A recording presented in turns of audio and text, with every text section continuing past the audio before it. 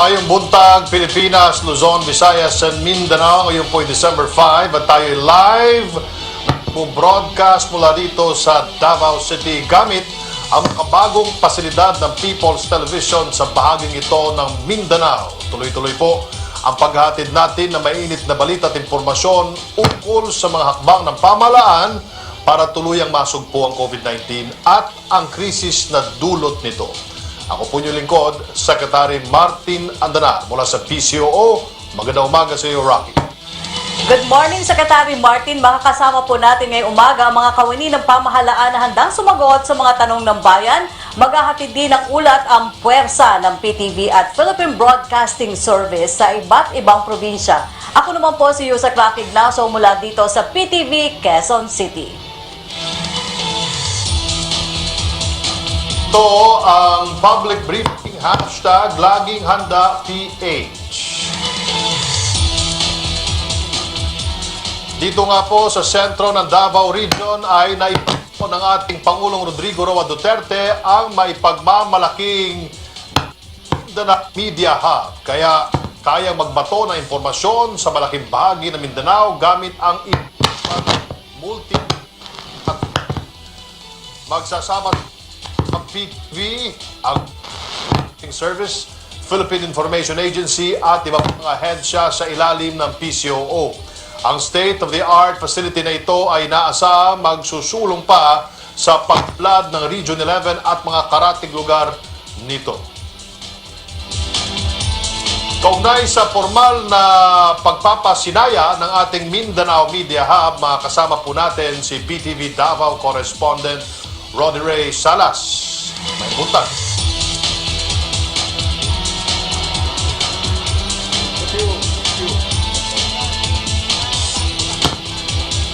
Ang pinakauna-unahang media hub ng Presidential Communication Operations Office dito mismo sa Mindanao na nasa labas ng Metro Manila.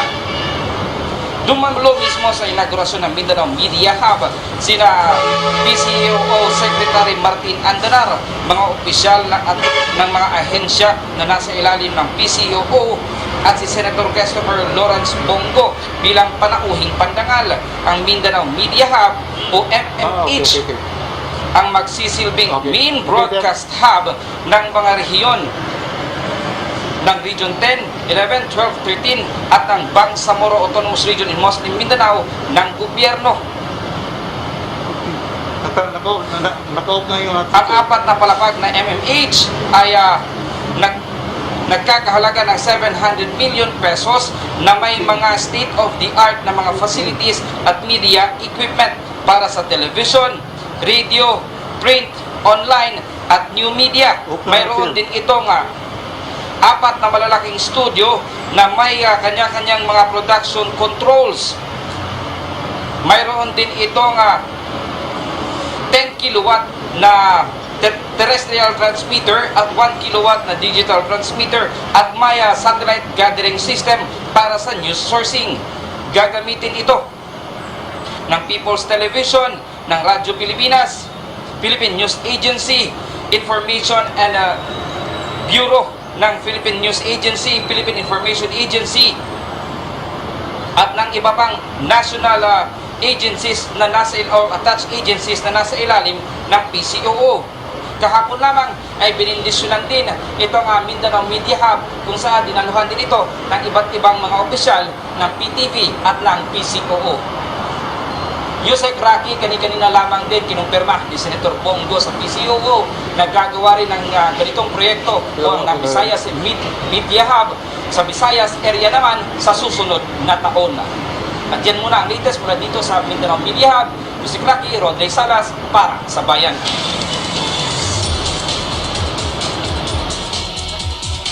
Maraming salamat, Roddy Ray, sa live report.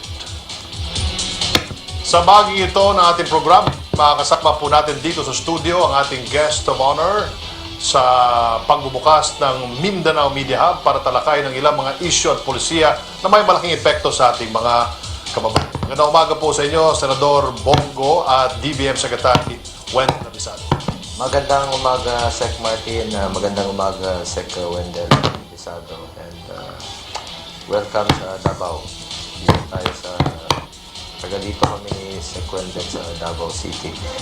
At congratulations sa inyong bagong Mindanao hub, no? Sa mga Bisaya na taga Davao, sa Tibok, Mindanao. Na amoy Bisayain ko na rin, no? Ala BBC po ito na Mindanao Hub. Hindi dito na po yung print, online, ating radio, TV. So, kompleto na at nakaka-proud po. At hindi na po nahuhuli ang Mindanao, ang Davao. Lalong-lalo na po ang inyong Pangulo ay nanggaling po dito, mismo sa Davao City. At aabot po ito sa Region 10, sa BARM, sa Region 13. At nakakatuwa. Maalala ko 2 years ago po yung groundbreaking. Finally, natapos na po. At sana po hindi po nagtatapos dito itong mga ideyang ito, mga proyektong ito. Ay napag-usapan nga namin ni Secretary Martin na sana magkaroon rin po ng Visayas Hub para naman po doon sa mga kababayan nating Bisaya diha sa Cebu, sa Leyte, sa Region 6, 7, and 8. Panahon na rin po na magkaroon kayo ng Visayas Hub na nasa isang building, kompleto na ang lahat. At nakiusap rin tayo kay Secretary Abisado at isasuggest rin natin to kay Pangulong Duterte.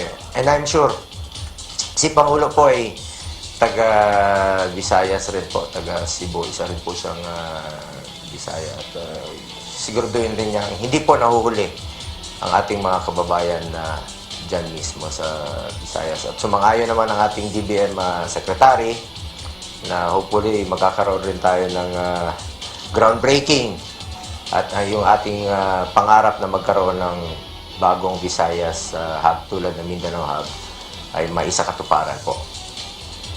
Well, maraming salamat, Senator Bongo. And I remember 2 years ago, magkasama nga tayo dito at kayo ng official na nag-groundbreaking ng Mindanao Media Hub. Sa palagay niyo, ano ang maitutulong ng Mindanao Media Hub sa development ng ating isla dito sa Mindanao? Malaki po, no? Marami pong mga munisipyo, mga probinsya na hindi po naaabot ng signal. So, lalong-lalo na po sa panahong ito dahil hindi po halos nakakalabas ang ating mga kababayan. Malaking tulong po talaga ito. Radyo, telebisyon, yung online. At kayo naman po bilang mga empleyado ng gobyerno, ng PTV, nakaka-proud talaga na magkaroon ng Mindanao Hub. At saka congratulations sa PTV4, sa lahat po ng namumuno, headed by the GM Katkat de Castro, Chairperson Pengalinho. Lahat kayo po na nandito sa likod po ng PTV4, ng Mindanao Hub, ng laging handa, si Yusek Karaki Ignacio. Ay talagang napakalaki pong improvements ang ginagawa ninyo. Kaya ika nga ala BBC na po ito. Ito po ang pinangarap ng ating Pangulo na magkaroon rin dito sa ating bansa. Ala BBC na programa, kompleto, malakas sa signal. Ang ganda po. Pati yung pasilidad dito. Wala po akong masabi, napakaganda. Congratulations po sa lahat ng Pilipino. Inyo po ito. Government station po ito. Sa Pilipino po ito. Para po ito sa taong bayan. So far, ito na ho ang pinakamalaki nating media hub sa buong Pilipinas, Secretary Mendel Abisado. Ano pong reaction ninyo nung nakita niyo po yung I know you're from Davao and siguro nadadaanan niyo rin ito. Ano pong reaction ninyo nung nakita niyo po ito first time nakapasok kayo dito kayo ng umaga? Sa totoo lang, Secretary Martin, nakakagulat eh. Nakakamangha eh. All of a sudden, we have this Mindanao Media Hub, the first ever in the country. At we're all proud for PTV and PCOO and all the rest of the operating units of our government TV network. At dito nga makikita talaga natin kung hanggang saan aabot ang pagsisikap ng pamahalaan na mapaabot ang impormasyon sa ating mga kababayan, lalo na sa mga malalayong lugar. And on behalf of DBM, I'd like to congratulate you and all the rest. Sila Chair Peng, si GM Kat, and all the rest of the directors and the personnel. At makaasa po kayo doon sa punto kanina na ni-raise ni Senator Bong na kung pwedeng suportahan yung pagtatayo ng Visayas Media Hub. Hindi lamang na yun ang gusto ng Pangulo, kundi sa pool na rin, pati budget niyan, makakasiguro po kayo na susuportahan po yan ng DBM 101%. Maraming salamat, Secretary Wenda at Senator Bongo. Actually, yung pinakamalaking balita, akala namin isang balita lang, magpapasinaya tayo nitong building. Yun nga, ay sinuportahan yung Visayas Media. I'm very certain na nagpapalakpakan ngayon ating mga kababayan sa Visayas, lalo na dyan sa Cebu. So, kambyo muna tayo, Secretary at Senator Bongo.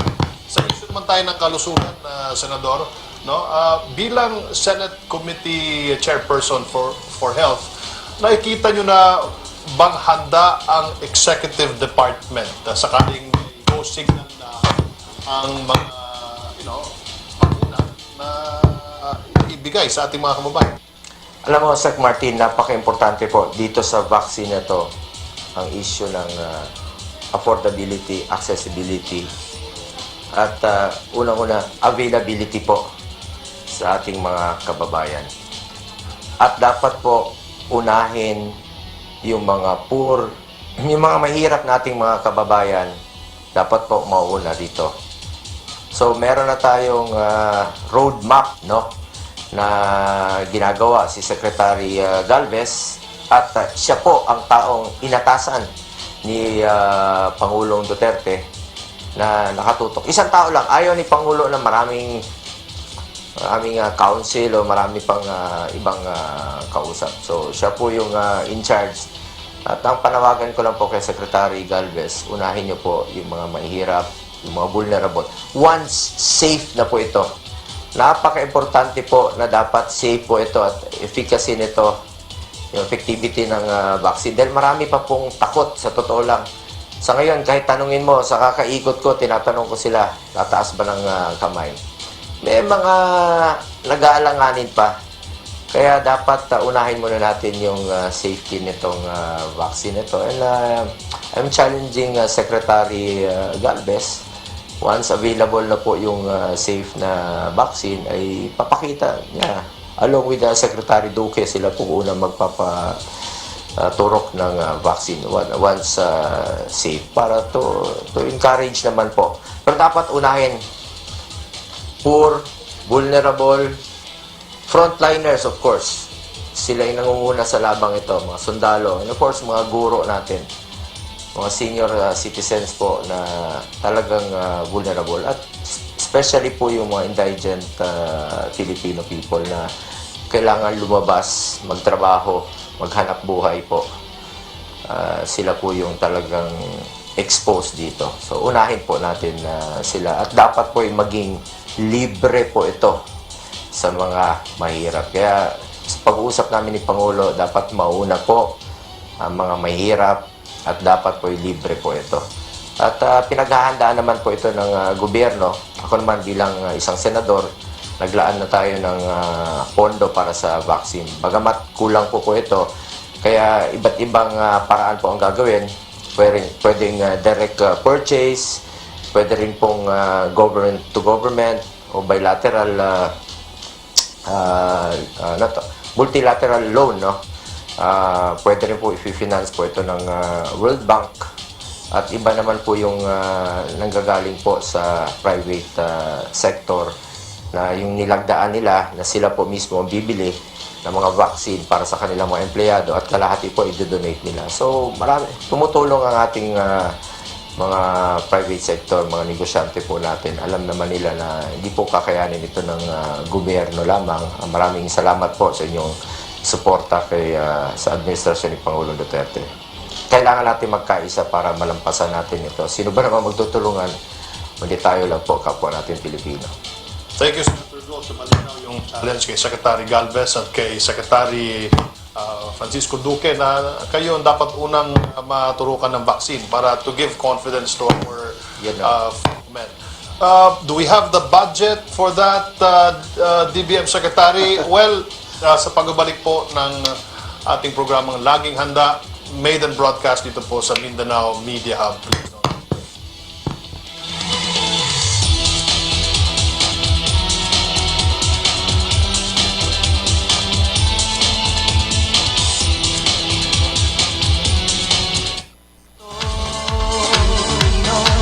Kaya natin to. Alamin kung paano ang tamang pagsusuot ng surgical mask. Una, hawakan ang mask sa strap at siguruhin natatakpan nito ang inyong bibig at ilong. Tandaan, ang may kulay na bahagi ng mask ang dapat nasa labas. Ito lamang ang tamang paraan ng pagsuot nito. Ihulma ang nose piece o maliit na metallic strip ayon sa hugis ng inyong ilong. Iwasan ang paghawak sa inyong ilong at bibig. Kung marumi na ang mask, hubarin ito gamit ang strap at itapon ito sa isang basurahan. Siguruhin ang maayos na paghuhugas ng kamay gamit ang sabon at tubig. Ang surgical mask ay dapat gamitin ng mga pasyenteng may sakit sa baga o mga taong mayroong ubo, sipon at lagnat. Mga nag-aalaga sa mga may sakit at mga healthcare at frontline workers. Maaari ring magsuot nito kung kayo ay pupunta sa matataong lugar. Sa panahon ng sakit at sakuna, dapat laging handa. Napakalakas na ng hangin at expect daw na mas lalakas pa ito. Hindi na nararamdaman ang bagsik na super typhoon. Sa mga oras nito, batid sa monitoring ng mga taga-barangay, itigas na yung mga residenteng malapit sa baybayang dagat. Ay baka posible nang matabunan ang kanilang buhay. Kaya naman yung mga motorista doon sa kabilang side. Kaya patuloy ang paalala ng mga otoridad. Apas na pumapasok dito, kumain ng mga residente dito.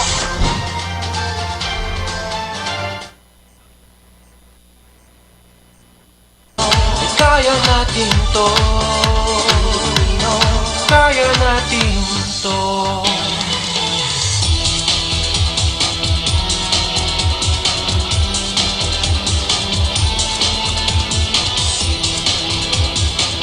Alas 11:25 na po ng umaga, live pa rin tayo dito sa Mindanao Media Hub sa Davao City. Kasama pa rin po natin si Yusek Roque Ignacio na nandun po naman sa ating studio dyan sa Visayas Avenue sa Maynila. And of course, kasama natin sa studio si Senador Bongo at Secretary Wendell Avisado. Let's go back to our hanging question earlier. Meron ba tayong budget, Secretary Wendell, para sa vaccination? Alam mo, Sec Martin, yan ang laging pinag-uusapan namin ni Senator Bong. Dahil siya nga ang chair ng Committee on Health sa Senado. At kami naman sa economic team, ina-anticipate na namin na kailangan talaga ng mas malaking pundo yan. Sa ngayon, meron tayo naka-standby na 10 billion sa Bayanihan 2 for the procurement of vaccine. Bagamat sa susunod na taon, under the National Expenditure Program, meron lang nakalagay doon na 2.5 billion na initial budget for the procurement. Pero sa huling report ni Secretary Sani Dominguez kay Pangulong Duterte in the last meeting namin, ay sinabi niya na nakahanda na ang ating pamahalaan na gumastos hanggang 73 billion pesos. Para nang sa ganon ay ma-vaccinate natin ang kulang-kulang 60 million Filipinos or more para ma-attain natin yung tinatawag na herd immunity. So, with that, hindi na tayo dapat kabahan dahil marami pong pamamaraan na kung saan malilikom yung pera na yan. At sinabi na nga ni Senator Bong kanina, it could be bilateral, multilateral, or direct loans from ADB or World Bank or a combination. So wala po tayong dapat na alalahanin. Pagka po si Pangulong Duterte nagsabi na kaya ng gobyerno, totoo po yung sinasabi niya. At kami naman sa economic team ay talagang nakahanda na maglikom ng pera para po matustusan ang lahat ng pangangailangan ng ating taong bayan. Okay, so nothing to worry about. Now, noong November 16, Senator Bong ay pinirmahan ni Pangulong Duterte ang Administrative Order 35 at 36 na nagbibigay ng 3,000 pesos hazard pay sa healthcare workers at 5,000 pesos naman para sa risk allowance. Ano ang may tutulong nito sa laban natin sa COVID-19? Naglaan po ng pondo ang Kongreso, including the Senate, no? Both houses of part po ito ng bayanihan, naglaan po ng about 13 billion para po dito sa mga hazard pay at saka sa special risk allowance. At narinig ko po na magkakaroon ng may resolution sa Senado na paimbestigahan at napakatagal po ng releases. para sa akin, with or without resolution, wala pong dahilan na dapat matagalan ng pag-release na to. Ayon naman po sa DBM na nagpirmahan na po sila sa kanilang joint circular, ay nananawagan po ako both sa DBM at sa Secretary of Health natin na huwag niyo na pong tagalan yung pag-release. Nag-overtime kami sa Senado, nagtatrabaho kami para maipasa kaagad yung bayanihan at wala pong rason na magkakaroon ng delay sa pag-release. Kailangan po yan. Alam niyo, napakaliit na halaga yan sa sakripisyo ang ginagawa ng ating mga health workers, including mga barangay health workers natin, mapubliko man o ma-pribado na tumutulong po nito. Buhay po nila ang nakataya niyan. So, huwag niyo na pong antayin na magagalit na naman po si Pangulong Duterte nung nangyari po nung nakaraan na nagkaroon po ng delay sa pag-release ng 1 million financial assistance. So, kita nyo ngayon, merong mga nasuspindido sa ombudsman. So, 3 days dapat tapos na po. So, wala pong dahilan. Diyan na yung pondo, inaprubahan na ng Kongreso. Halos wala na nga kaming tulog para maipasa po ito sa bayanihan na ito. So, nakikiusap po ako sa inyo na bilisan nyo na po at malaking tulong po ito sa ating mga health workers. Handa naman ng DBM sa Ay, disbursement. opo. Sa totoo lang, matagal na pong na-release yung pera o yung pondo sa Department of Health. Lamang, sa lawak ng coverage ngayon ng special risk allowance, kasi kasama na po ang pribadong sektor, yung mga frontliners natin sa mga private hospitals and healthcare services. Kaya kasama din po na sila sa special risk allowance. Kaya po makakaasa po kayo na nakahanda na po na i-release yan ng Department of Health immediately dahil pirmado na po yung joint circular at matagal nang nasa kanila yung pondo ng both for the duty pay, hazard pay at saka yung special risk allowance. Ito, pondo pa rin, Senator Bongo, magtatapos ng 2020. At maaari ba ninyo kaming bigyan ng update tungkol naman sa bicameral committee para sa pagpapasa ng national budget for next year? Yes, noong nakaraang linggo po, nagpulong na kami ako po bilang chairman po sa finance sa Senado ay isa rin po akong membro ng BICAM. Nagpulong na kami at hopefully po matatapos na ito ng both chairman ng finance o both leadership rin po ng Kongreso by Monday, December 7 or hopefully December 9, no? Ma-ratify na po ito ng both houses at matransmit na po ito sa executive. Hopefully, re-review ng executive yan. Ang inaasahan natin dito ay mapipirmahan po ito ng Pangulo. Hopefully, sana by December 21 or December 28. Basta bago po matapos ang taon, mapirmahan po dapat ito ng Pangulo. And by January 1, dapat meron na tayong budget. Kasi itong budget na to, it's tailor-made or suited for sa COVID. So, kaya nga hindi po pumahayag yung Pangulo na magkaroon tayo ng reenacted budget. We cannot afford another one po dahil mahirap itong labang ito laban sa COVID-19. Lalo-lalo na po yung mga tulong sa mga mahirap natin na nawalan po ng trabaho. The never-ending topic of COVID-19 sa Kwendel. Laman ng balita na nararanasan natin ngayon dito sa Pilipinas or sa buong mundo, matinding post-war recession dulot ng COVID-19 pandemic. Ano ang inaasahan natin sa taong 2021? Makakabawi na po ba tayo sa recession? Sa totoo lang po, totoo naman yung obserbasyon. Hindi lamang Pilipinas, kundi buong daigdig ang talagang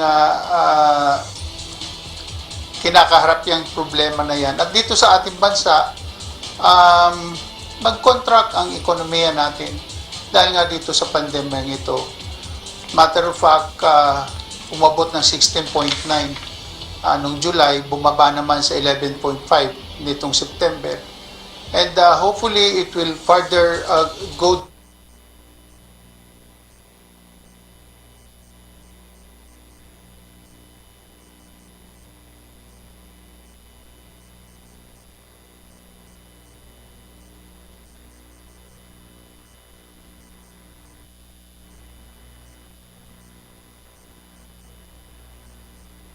ang level ng ating proposed budget for 2022 from 4.056 to 4.024 trillion pesos para sa 2022, and that is about 22.2% of GDP. So, makakaasa po ang ating taong bayan na ginagawa po lahat ng ating pamahalaan na makabangon tayo, at ang tema po ng ating budget next year ay reset, rebound, and recover. At dalawa po ang sinisentro natin dito, yung healthcare responses at measures for economic growth. Kaya chill lang po tayo at ginagawa po natin lahat ng para sa ating bansa at sa ating taong bayan po. Magtungo naman tayo sa studio sa Maynila. Baka meron mga katanungan ng ating mga kasamaan sa media. Kasama si Yusek Rocky Ignacio. Rocky, come in. Yes, Secretary Martin, meron tanong si Evelyn Quiroz po ng Filipino Mirror para po kay Senator Go. Although na tanong na po ito kanina or nasagot niya kanina, pero ulitin ko na lang po, baka po may dadagdag pa si Senator Go. President Duterte recently signed EO number 121 which will help speed up the acquisition of a vaccine for COVID-19. If and when a vaccine becomes available, how will the government determine who to give the vaccine to first? And are there existing guidelines para daw po dito, Senator Go? Ito ba yung emergency use authorization? Binibigyan po ng authority ang FDA. Halimbawa po, no, na meron ng mga existing vaccines sa ibang bansa na meron rin pong mga emergency use authorization. Yun po yung pwedeng pag-aralan ng ating FDA along with the DOST. So may mga stages po na susundin si Secretary Galvez bago niya bibilhin yung mga vaccine. So mas magiging mabilis yung proseso natin ngayon dahil meron na tayong emergency use authorization ng ating FDA. So inihikayat ko po ang ating FDA dahil talagang nakaabang po ang ating taong bayan dyan sa available ng vaccine. Pero ulitin ko, unahin po natin na dapat maging safe po muna ito. Dahil takot po ang taong bayan na hanggat hindi po ito napuprove yung safety nito at saka yung efficacy nitong vaccine nito, ay mahirapan po tayong magkumbinse sa ating mga kababayan. So sabi ko nga, I challenge Secretary Galvez and Secretary Duque na pag meron akong safe na vaccine, mauna po kayo para ipakita sa mga taong bayan yung kumpiyansa po na pwede na silang maturukan. Dahil marami pa talagang nag-iisip at takot. Though nagmamadali na tayo dahil gusto na po nating bumalik sa normal nating pamumuhay, ang ating buhay. Alam nyo, bumaliktad talaga ang ating mundo sa panahong ito. Sa kakaikot ko po, alam nyo, nung unang panahon, pag nagpatawag yung local government official, yung mayor, pag walang pumunta, galit si mayor dahil walang pumunta. Ngayon, pag maraming pumunta, galit si mayor dahil nagkukumpul yung tao. Nung unang panahon, pag may hawak ka na alcohol, maarte ka. Ngayon po, pag wala kang hawak na alcohol, hindi ka kakamayan. Marahil po sinusubukan ng Panginoon ang ating pananampalataya sa Kanya. Kaya paigtingin na natin ang ating pananampalataya, magtulungan tayo, kapwa Pilipino, magbayanihan po tayo. Yusek Rocky, bakit wala ka rito sa Davao? Inaantay ka namin dito. Totoo ba na takot ka magpaswab? Hindi naman, Senator. Hindi naman po. Wala lang pong taong bahay. Kailangan natin, nandito rin tayo sa Manila para po makita pa rin yung ating gagawin dyan sa Mindanao. Promise po, pupunta po talaga din ako sa Davao. Balik po tayo kay Secretary Martin. Sige po, pag meron pag nandiyan dyan na yung Visayas sa dapat ikaw na at by the time po, hopefully wala na pong COVID-19 pandemic po at malampasan natin itong pandemyang itong crisis na ito. Yes, salamat, Senator. Okay. Nagpapasalamat po tayo kay Secretary Wendell Avisado ng DBM sa pagtugon sa ating mga katanungan. Samantala, bago po tayo tumungo sa isa pang programa na malapit po sa inyong Senador Go, ay tungayan muna natin ang mga balita at impormasyon mula sa ibang lalawigan. Makakasama natin sa puntong ito ang tagapaghatid ng balita sa Philippine Broadcasting Service mula sa Radyo Pilipinas, si Aaron Bayato. Thank you very much, Secretary Andonar. Moving on to more stories for today dito po sa Radyo Pilipinas. Pupunta po tayo sa mga donasyong protective gears gaya ng face mask at face shield kontra coronavirus tinanggap ng provincial government ng Pangasinan. More details from Grace Acqual. COVID Radio. Hashtag Laging Handa. Radyo Pilipinas Special Coverage. Tinanggap na provincial government ng Pangasinan ng mga donasyong protective gears kontra COVID-19 mula sa mga donor na mga pribadong individual at entities ngayong may pandemya. Si dating Pangasinan 6th District Congressman at former Vice Governor Ranjit Ramos Shahani na kasalukuyan din na Director ng Manila Economic and Cultural Office o MECO ay nag-donate ng 80,000 pieces na surgical gloves, 15,000 pieces ng face mask at 2,500 nursing cups na nagkakahalaga ng 865,250 pesos na ibinabahagi sa lahat ng mga medical health workers. Ang pondo na ginamit sa donasyon ay mula sa Filipino-Indian Chamber Commerce and Industry at personal na pondo ni Director Shahani. Tinanggap ni na Provincial Administrator Nimrod Camba, Provincial Health Office Chief Ana Maria Teresa de Guzman at Provincial Planning Development Coordinator Benita Pizarro ang nasabing donasyon sa pamagitan ng mga staff at kaibigan ni MECO Director Shahani. Samantala, una rito, nakatanggap din ang provincial government ng Pangasinan ng 14,000 pieces ng face shield na dinonate ni Senator Sherwin Wing Gatchalian na personal na ipinasakamay ng kanyang mga staff. Ang unang set ng face shield na dinonate ng senador ay pinamahagi sa mga frontline workers stationed at rural health units at provincial government employees, habang pangalawang donasyon ay kasalukuyang binabahagi ng PHO sa mga local government units sa probinsya ng Pangasinan. Manipot Tayo, Pangasinan. Grace Acquar, Radyo Pilipinas. Thank you very much, Grace. Sa iba po mga balita, 18 katao na iligtas po ng Philippine Coast Guard sa probinsya ng Sulu matapos po ma-stranded sa karagatan. More details from Fatma Hito. COVID Radio. Hashtag Laging Handa. Radyo Pilipinas Special Coverage. Magandang hapon na Aaron, na-rescue ng mga tauhan ng Philippine Coast Guard sa tulong na rin ng mga barangay officials sa lalawigan ng Sulu ang 18 katao na sakay ng isang bangka na may 4.30 gross tonnage sa Tulayan Island, bahagi ng karagatan ng barangay Kahitsina, parang Sulu noong Huwebes. Base sa report ng Coastal Station sa lalawigan, sakay ang mga ito ng FB Marcelo 1 mula sa isla ng Tumbalubok, barangay Halubuna, Pangutaran Sulu, patungong bayan ng Hulon na may kargang mga dried fish nang biglang may sumagi sa kanilang sinasakyang bangka na sinasabing isang balyena mga bandang alas 8:45 ng umaga na naging dahilan sa pagkatusok na ikinabutas sa bahagi ng bangsang pangisda kaya pumasok ang tubig sa loob. Buti na lamang na nakahingi agad ng tulong ang mga ito kaya agad silang narespondehan ng mga otoridad. Ayon pa sa PCG, 12 ang pasahero kasama na ang 3 bata at 6 na crew ang nailigtas mula sa kapahamakan na parehong residente ng barangay Tumbalubok. Dinala muna sila sa estasyon ng Coast Guard sa Hulo, mga 1:30 ng hapon na noong araw din yun, at hinatak na rin ng PCG ang nasirang bangka patungo sa Pantalana. Then Hulo, Sulupat Machino para Radyo Pilipinas. Thank you very much, Fatma. At yan po ang balitang nakalap ng Radyo Pilipinas. I'm Aaron Bayato and sending it back to the Mindanao Media Hub with Secretary Martin Andonar and Undersecretary Rocky Ignacio at PTV Manila. Maraming salamat, Aaron Bayato ng PBS. Tuloy-tuloy po ang ating programa ngayong umaga at 11:43. Balikan po natin si Senador Bongo. Napakarami na pong malasakit centers ang napasinayaan sa buong bansa. At para sa mga taga Mindanao na nanonood sa atin, paano po ba sila makikinabang sa serbisyong ito na one-stop shop for medical assistance, Senator Go?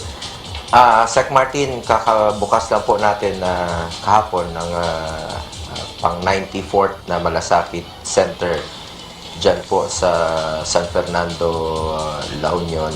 Maraming salamat sa kanila Governor Ortega, Mayor Gualberto. Ang Malasakit Center po ay batas na. Pinirmahan po ito ni Pangulong Duterte noong December 3, 2019. Itong Malasakit Act of 2019. One-stop shop po ito. Nasa loob na ho ng hospital sa building. Yung 4 na ahensya ng gobyerno, PhilHealth, PCSO, DOH at DSWD. Noong unang panahon po, kailangan pa nilang pumila. Lunes, pipila sila sa PCSO. Martes, pipila sila sa DOH. Miyerkules, pipila sila sa DSWD. Huwebes po sa PhilHealth. Ubos po ang kanilang panahon. Ubos po ang kanilang pamasahe. Sa kapila, madaling araw pa, mas delikado pa, magkukumpul-kumpul pa yung tao. Ngayon po, nasa loob na ho ng hospital, one-stop shop po. Tutulungan sila ng 4 na ahensya ng gobyerno. At ang target po nito ay zero balance billing po. Para po ito sa mga poor and indigent patients. At meron pong express lane dapat sa mga senior citizens at sa mga disabled para di na sila kailangan na pumila pa. Ulitin ko, ano bang kwalifikasyon ng Malasakit Center? Basta Pilipino ka, basta poor and indigent patient ka, qualified ka po sa Malasakit Center. Inyo po ito.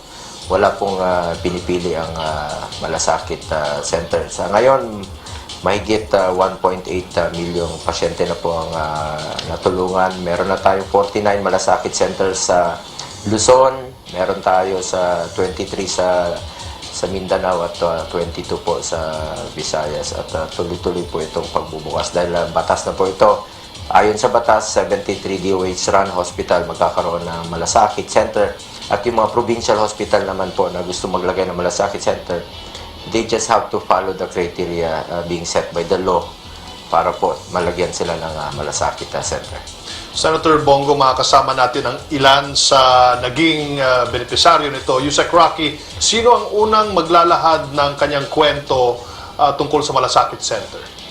Salamat, Secretary Martin. Magandang araw po ulit, Senator Bongo. Isa pong 6 na buwan na baby mula po dyan sa Davao City ang nadugtungan ngayon ng buhay dahil sa walang tigil na medical assistance na naipapaabot natin sa kanyang magulang na si Rowena.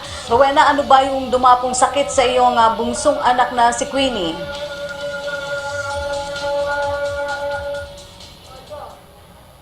Cerebral palsy tsaka pneumonia po. Opo, Rowena, magandang araw sa iyo, no? Ano na yung Yes po, naitulong? ng araw din po. Opo, ano yung naitulong ng Malasakit Center at ang tanggapan ni Senator Bongo sa kanyang pagpapagamot? Malaking tulong po yun para kay baby. Opo. Senador, meron ka bang gustong itanong kay Rowena dahil talaga pong nagpapasalamat si Rowena sa inyong tanggapan dahil napakalaki daw po ng tulong mo para doon sa kanyang anak, baby na may sakit. Senator, go ahead po.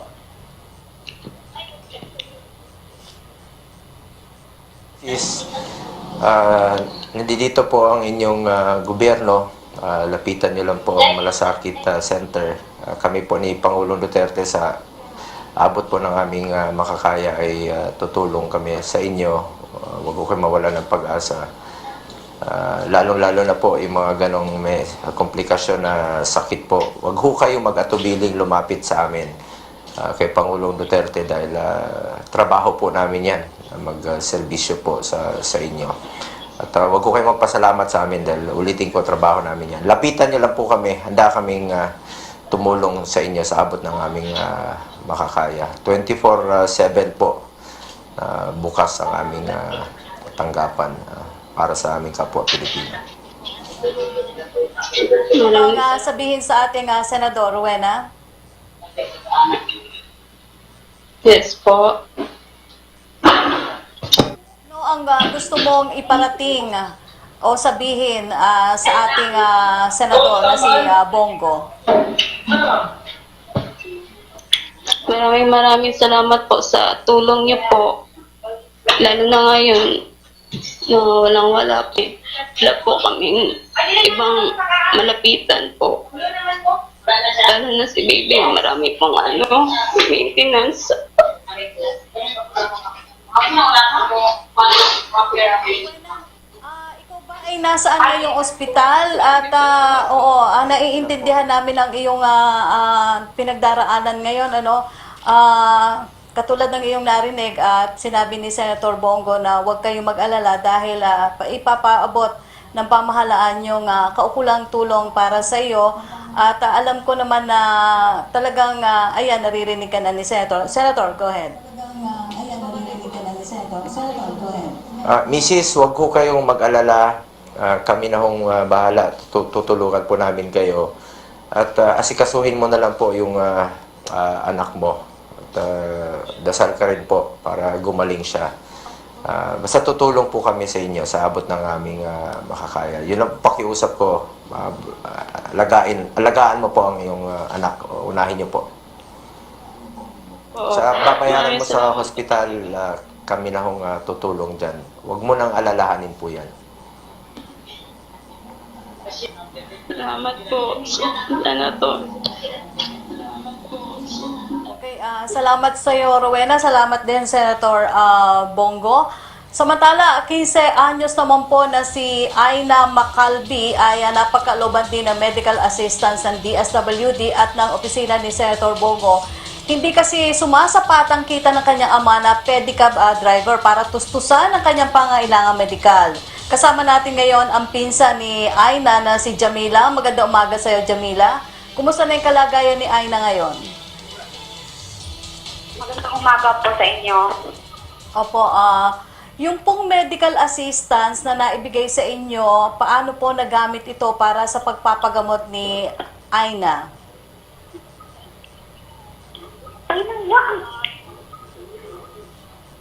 Ma'am? Ma'am Jamila, naririnig?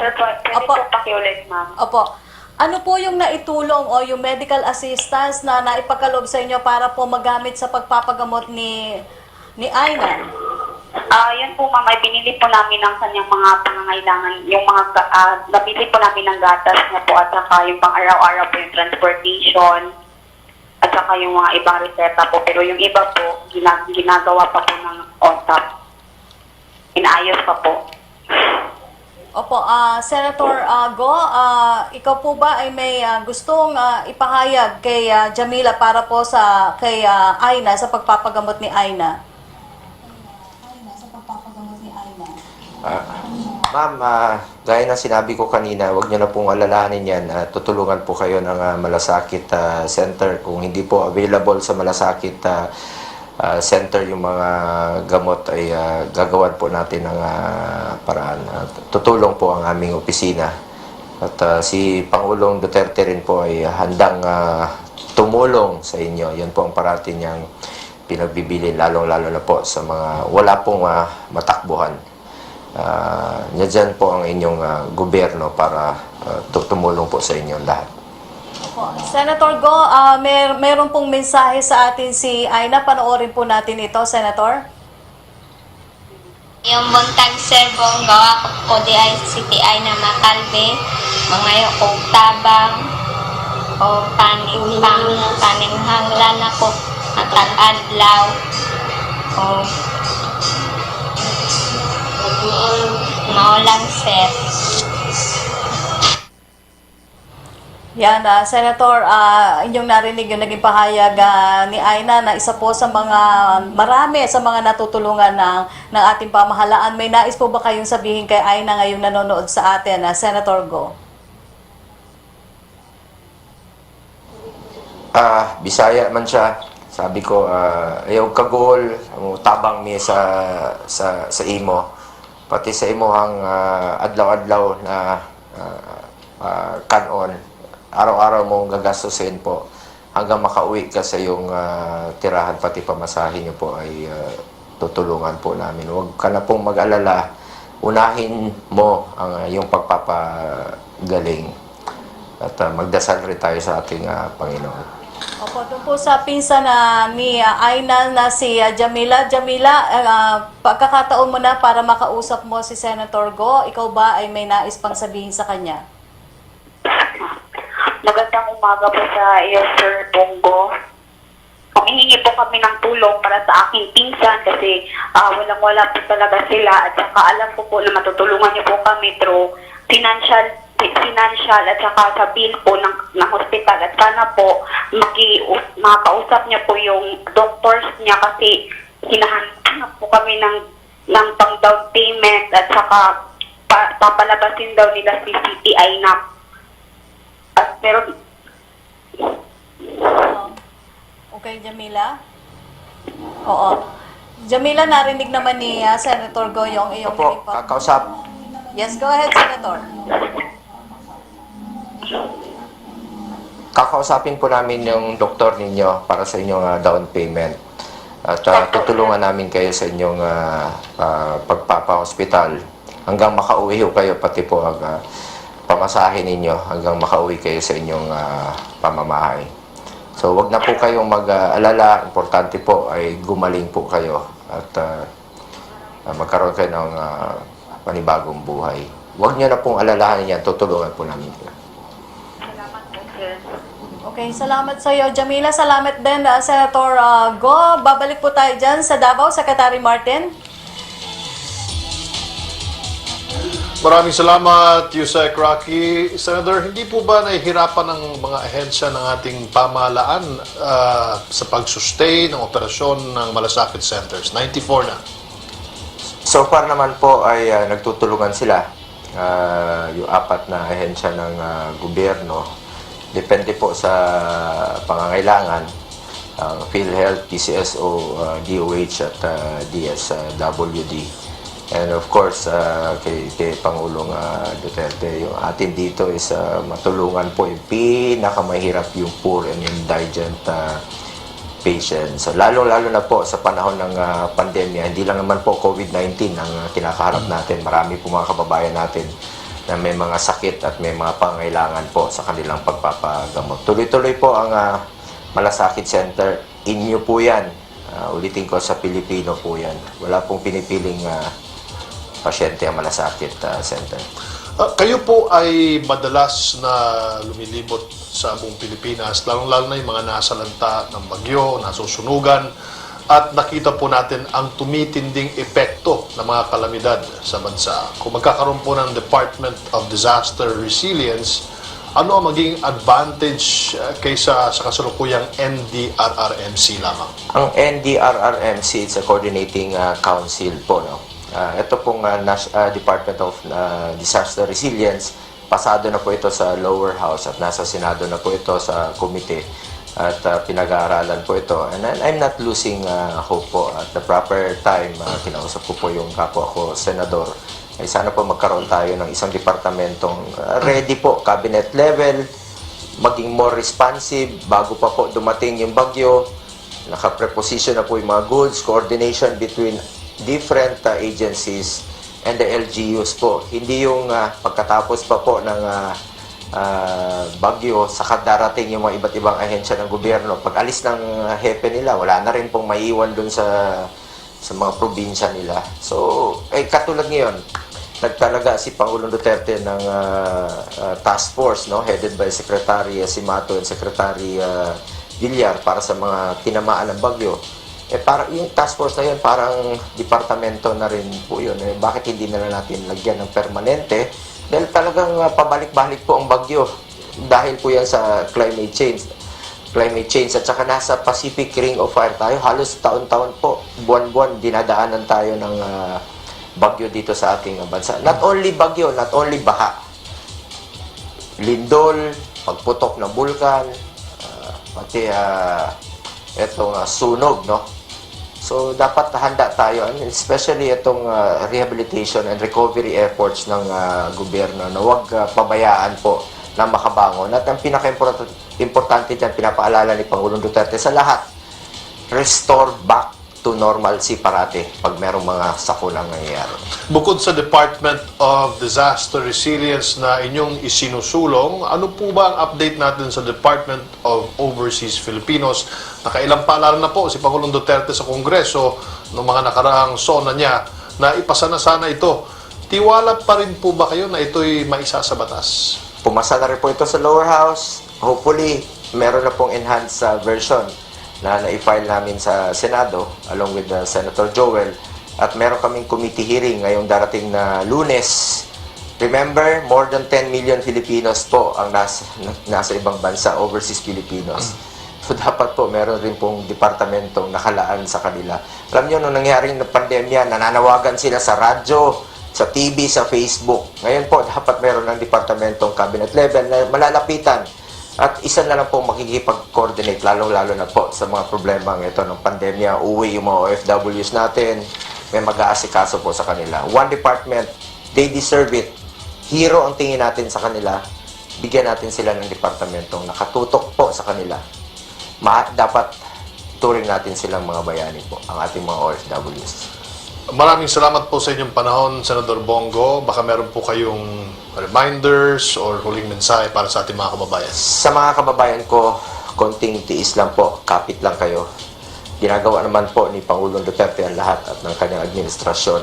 Magtulungan lang po tayo. Sino ba naman magtutulungan kundi tayo lang po, kapwa nating Pilipino. Malalampasan po natin itong pandemyang ito. And hopefully po sa darating na taon ay matatapos na itong problemang ito with the cooperation po ng lahat ng mga Pilipino. Sa ulitin, maraming salamat po sa inyong panahon at pagbisita rito sa bagong Mindanao Media Hub, Senator Bongo. Congratulations po sa lahat, sa PTV, sa PCO, Ma'am Yusek Rocky, biro lang po yun. Hopefully, magkikita tayo dito. Namimiss ka lang namin dito sa Davao City. So, bisitahin mo kami dito sa susunod. And hopefully, ikaw magbubukas sa Visayas Hub pag natuloy na po yun. Maraming salamat sa mga kapatid nating Pilipino. Mag-ingat po tayong lahat po. Mahal po namin kayo. Po, Senator. Take it away, Yusek Rocky, back to you. Opo, salamat Senator Go at Secretary Martin. Nagpapasalamat daw po tayo kay Raymond Tenasa ng radyo, ng Bombo Radyo na nakatutok po sa atin ngayon. Samantala, narito naman po ang COVID-19 situation sa buong bansa. Base po sa tala ng Department of Health as of December 4, 2020, naitala ang 943 newly reported COVID-19 cases. Ang total number of confirmed cases ngayon ay 436,345.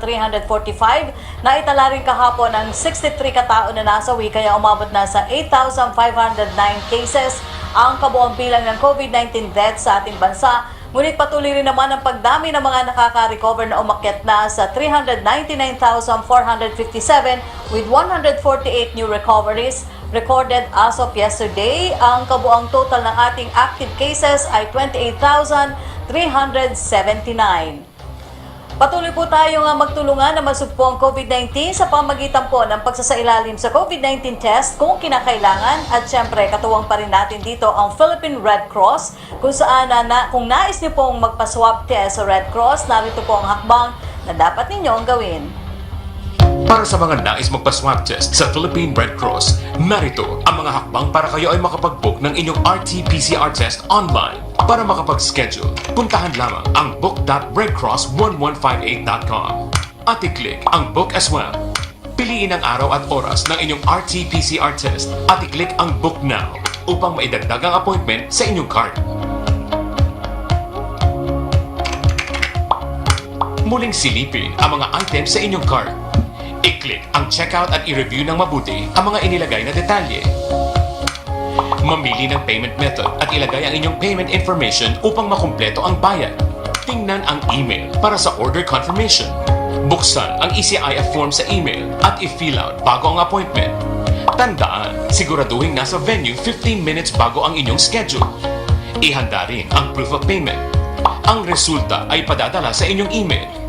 Maaari rin itong i-check sa c19.redcross.org.ph/track. Sama-sama nating supuin ang pagkalat ng COVID-19 sa bansa. Isang paalala mula sa Philippine Red Cross at PTV. Para sa mga Sa pagkakataong ito, bigyan pansin naman po natin ang hakbang ng pamahalaan upang matulungan ang ating mga kababayang nasa lanta ng ang mga bahay dahil sa nagdaang kalamidad. Makakasama po natin si National Housing Authority General Manager Marcelino Escalada Jr. Magandang araw po, GM Escalada. Good morning, Mr. Classic. Good morning, Secretary Martin. Opo, GM, bigandaan muna natin yung tanong ni Evelyn Quiroz po ng Filipino Mirror. Last week daw po, the government launched the Balik Probinsya Bagong Pag-asa o BP2 program which aims to decongest Metro Manila and enhance regional development. Could you tell us more about this program? And will this be a long-standing program fully supported by the government? Tama yun, Mr. Classic. Executive Order 114 is very clear in its direction na this has the components of a short term, a medium term, at saka long term. So we have already started our dispatch even before the height of the COVID. But then again, sabi natin, we need to also rationalize our movement kasi baka this may be a very crucial means of transmitting the COVID-19. So we suspended Yusek Rakin, only the dispatch, only the deployment. But tuloy-tuloy ang ating evaluation, tuloy-tuloy ang ating assessment. At saka right now, Yusek Raki, umabot na ng almost 120,000 that have signified na talagang sasama na sila, babalik na sila sa kanya-kanyang probinsya. And top of the line, again, yung Leyte, Camsur, Sambu Norte, we also have Lanao del Norte, as well as Isabela, and the rest of the Visayas region. So ngayon, we have encouraged all our LGUs Yusek Raki to participate. And based on the readiness criteria na ginawa natin, we have identified yung top 5 natin na mga LGUs that are ready ngayon, ready to accept our kababayan na nandito na sa Metro Manila for the longest time. Residents of Metro Manila na talagang gusto lang bumalik sa probinsya. And last week, together with Senator Bongo, pumunta kami sa Kauswagan. Because Kauswagan Yusek Raki has been identified to be the center of our Lanao del Norte Balik Probinsya Bagong Pag-asa community housing, together with the livelihood as well as agricultural productivity na gi-prepare natin. We are preparing Kauswagan that eventually by next year, when all of these worries natin on COVID will go down, at saka pagkatapos may kumpiyansa na ang mga tao natin, then they can finally decide to readily avail our Balik Probinsya Bagong Pag-asa dispatch system. So sa Kauswagan Yusek Raki, we have already made available the first 100 housing units ongoing right now. Now hopefully, by mid of 2021, tapos na to, at saka makadecide na rin ng mga tao na babalik na sila with a very good livelihood support. Opo. GM, nabanggit niyo po na may 5 LGUs na nag-open na para dito sa programang ito. Ano-ano pong LGUs ito? Pwede po ba natin banggitin na GM? We are very happy, Yusek Raki, to report to you and to the people of this country na number 1, si Leyte. So the province of Leyte is the most responsive right now. Second is ang Camarines Sur. We also have Lanao del Norte. We have Sambu del Norte, Isabela, and the newest in our list that have signified their intention na magiging participants sila sa ating pilot rollout will be the Davao del Norte of Governor Edwin Hubahid. So yung pilot po yan, kailan po natin gagawin yan, GM? Ongoing ang ating coordination ngayon, Yusek Raki. In fact, I'm also pleased to report to everyone, especially to the member agencies of the Balik Probinsya Bagong Pag-asa Council, na itong 5 provinces na to have already submitted the LGU profile at saka they already submitted the key result areas na anong gusto nila mangyari sa probinsya nila in 4 major key result areas, such as the empowerment of local industries, the food security and agricultural productivity, social welfare, health and employment, and finally the development of infrastructure.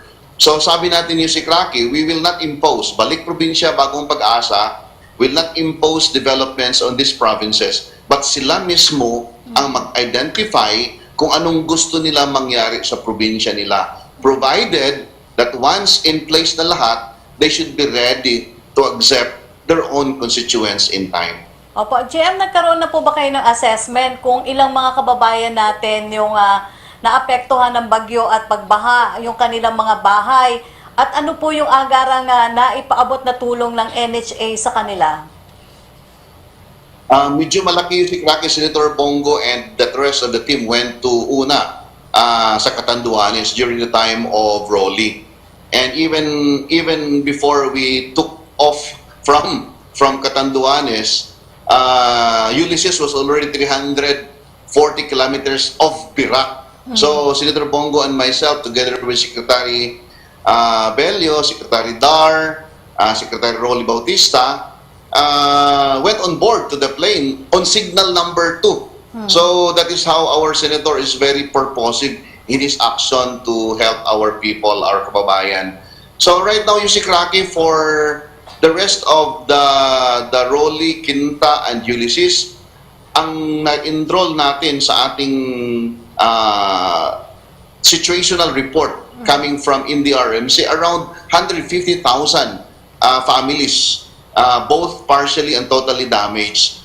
So, hindi pa natin na-account yung sa Marikina natin kasi this was the most recent. But ito yung commitment natin.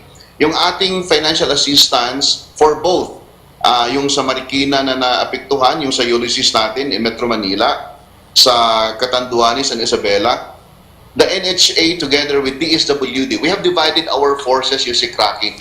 Kasi given the resources available, we said that Region 5 will be handled by DSWD and Regions 4A and 4B will be handled by NHA. So initially, nagbibigay tayo si Kraki ng 5,000 for partially damaged and 10,000 for totally damaged. Just an initial funding support para lang maka-overcome, para lang mapaayos yung mga sariling bahay nila to be able to give them the needed roof before a permanent housing will be provided to them next year.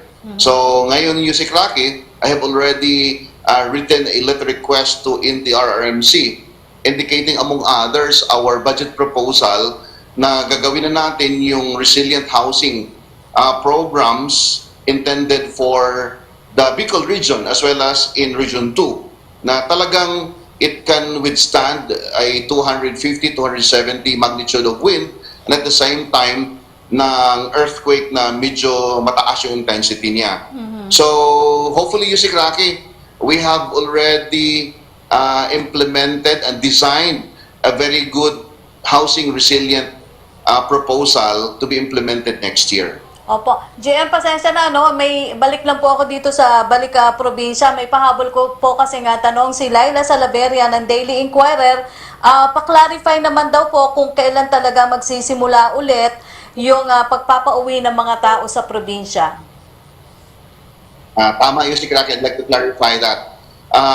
I will be dependent upon the go signal of our interagency task force on COVID. Gusto ko, I was negotiating with Senator Bongo as well as our Executive Secretary Chair, Salvador Bingbong Mijaldea, na umpisa na natin kasi it's December, baka pwede natin luwagan at saka pagkatapos, we will schedule the rollouts already. Medyo may apprehension pa ang level ng committee up until there is no clear go signal from the interagency task force na talagang yung mga LGUs natin are ready to accept kasi medyo mahirapan tayo yung sikrake. For example, I have already scheduled around 10 trips to Leyte, 10 trips to Camsur, 10 trips to Lanao del Norte. So that would mean something like 2,000 persons traveling. So if and when our provinces are not yet ready for the isolation, for the treatment, and all others, medyo mahirapan tayo. So up until there is no certainty yet in terms of the vaccine, and at the same time, the readiness of some LGUs, suspended muna natin until further notice.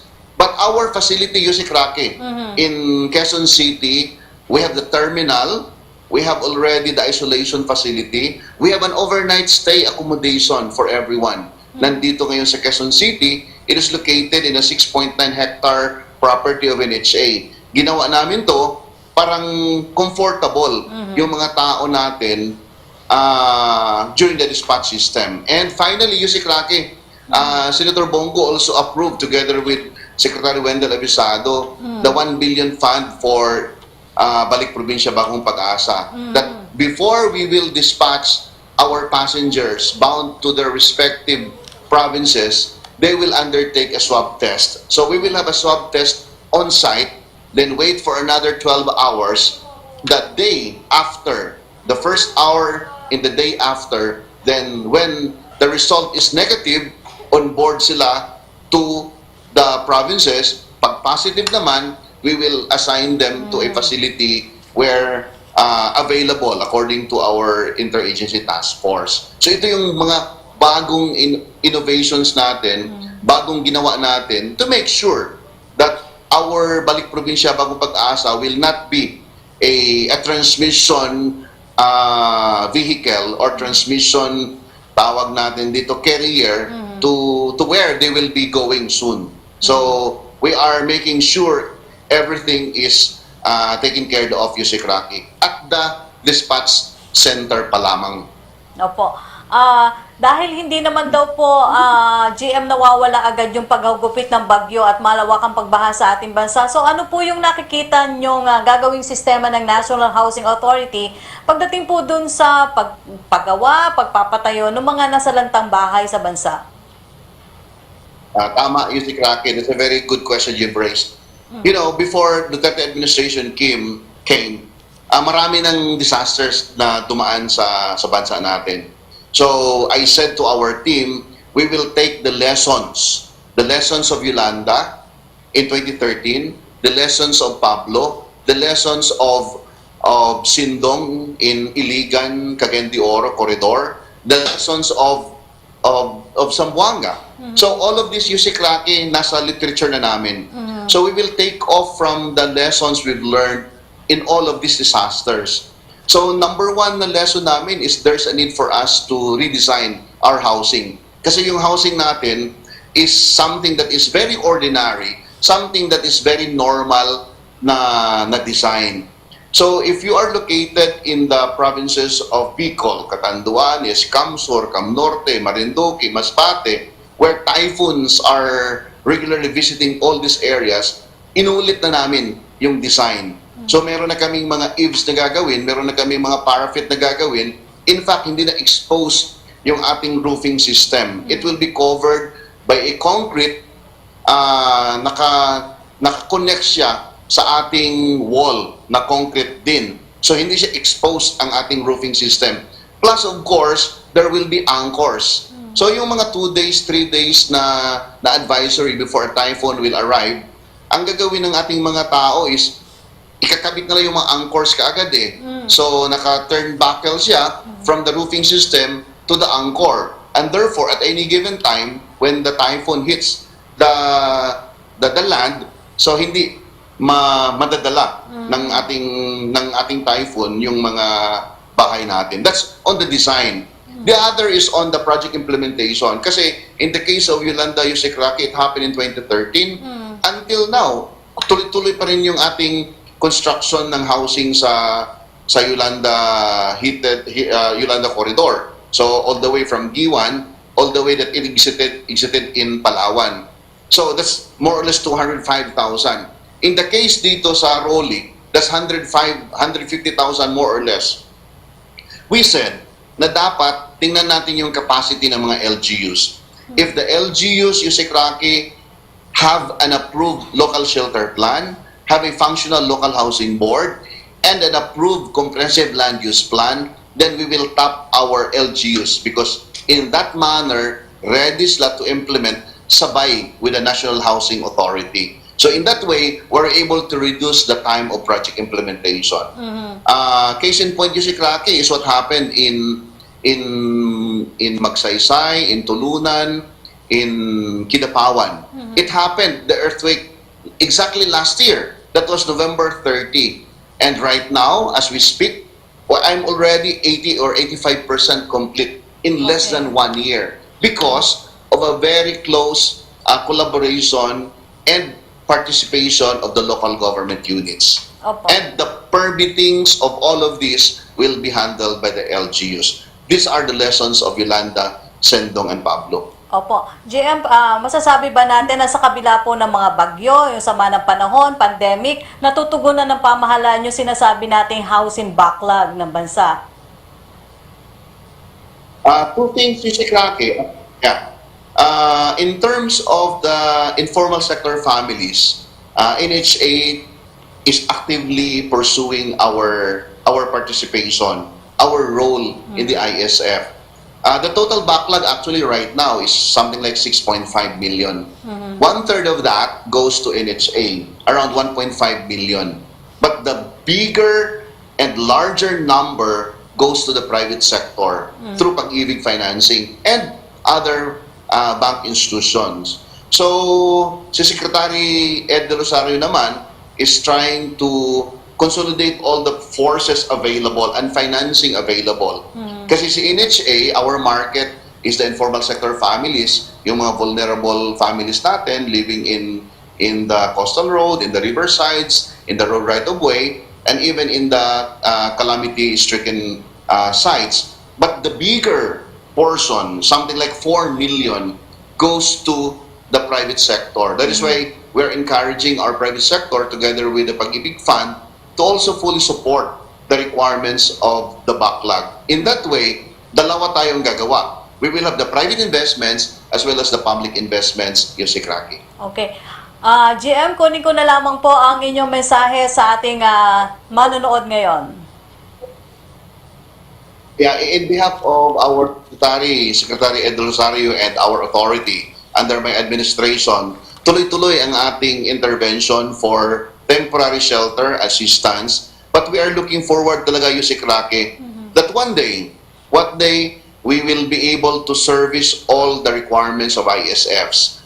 In that manner, sabi ko kay Senator Bongo, I think it's about time that NHA, together with the key shelter agencies and the Congress, will also enact a law, which I call the National Housing Production Development, in which case funding every year should be an appropriation incumbent upon the housing sector. Kasi whatever good intention we have, Yossi Krake, whatever good plans we have, the real intention is found in the budget. Pag wala talagang pondo, mahihirapan mag-implement ang isang housing sector, kagaya namin.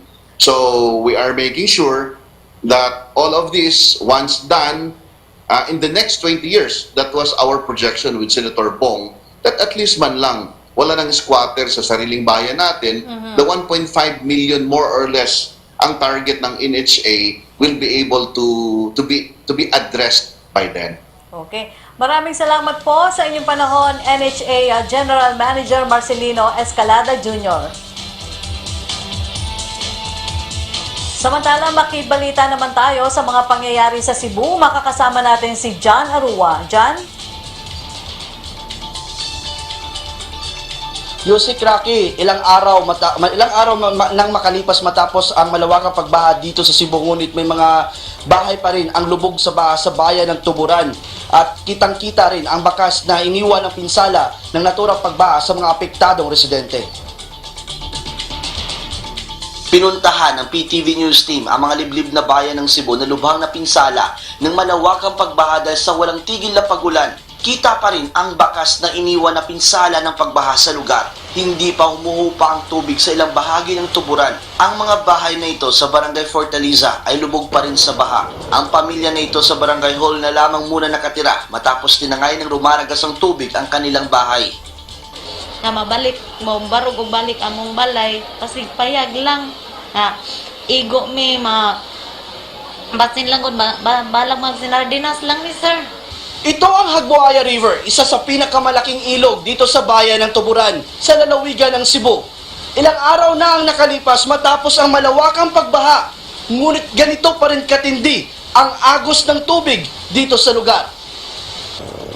Pinalood din ng baha mga puno ng saging na ito. Maraming mga nabasang gamit ang nakahilira sa gilid ng daan. Nagmistula ring dagat ang palayan na ito.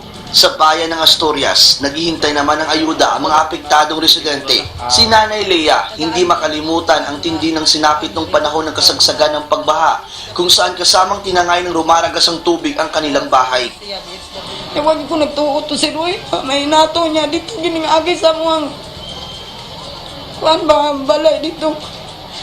Tingkusuga. Niya mo ito nga. Nagtanaw na lang mga mauna na sukat-sukat mawala nang itugot nga na itabo.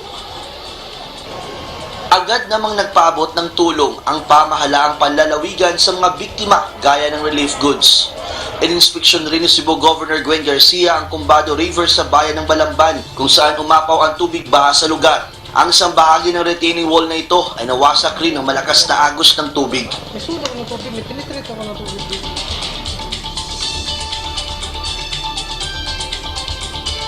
Yusik Rocky, nangangailangan ngayon ang mga biktima ng pagkain, damit at housing materials at nananawagan naman yung mga mangingisda at magsasaka ng ayuda mula sa pamahalaan matapos masira ang kanilang kabuhayan. Mula dito sa Cebu, John Arua para sa Bayan. Maraming salamat, John Arua. At yan nga po ang aming mga balitang nakalap ngayong araw. Maraming salamat sa mga naglaan ng kani-kanilang oras sa pagbibigay linaw sa mga impormasyon na mahalagang malaman ng ating mga kababayan. Ang public briefing ay hatid sa inyo ng iba't ibang sangay ng Presidential Communications Operations Office sa pakikipagtulungan ng Department of Health at kaisa ng kapisanan ng mga broadcaster ng Pilipinas o KBP. Asahan ninyo ang aming patuloy na pagbibigay impormasyon kaugnay sa mga update sa ating paglaban sa COVID-19 pandemic. Maraming salamat din sa Filipino Sign Language Access Team for COVID-19. Samantala, 20 days na lamang po, Pasko na! Tandaan, basta't sama-sama at laging handa, kaya natin ito. Sa ngalan po ni Secretary Martin Andanar na nandyan sa Mindanao Media Hub sa Davao City. Ako po si Yusek Rocky Ignacio. Magkita-kita po tayo muli sa Lunes dito lamang sa Public Briefing #LagingHandaPH.